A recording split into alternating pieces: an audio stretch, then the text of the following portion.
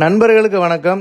இன்னும் ஒரு சில வருஷங்கள்ல இதெல்லாம் இந்த ரோட்ல இருக்குமானே தெரியாது. இது இருக்கும்போதே இந்த ரோட்ல டிராவல் பண்ணி நம்ம என்ஜாய் பண்ணிக்கிடணும். சென்னை டு வந்தவாசி இல்ல சென்னை டு காஞ்சிபுரத்துக்கு சென்னையில இருந்து செங்கல்பட்டு, புக்கத்துறை, உத்தரமேரூர் வழியா டிராவல் பண்ணி பாருங்க.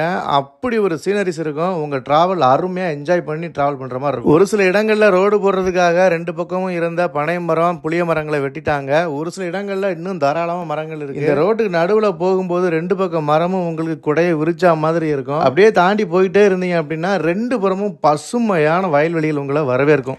நீங்க உண்மையிலேயே கவர்மெண்ட் பஸ்ல டிராவல் பண்றதை என்ஜாய் பண்ணுவீங்க அப்படின்னா செங்கல்பட்டுல இருந்து உத்தரமேரூருக்கு அடிக்கடி கவர்மெண்ட் பஸ் இருக்கு.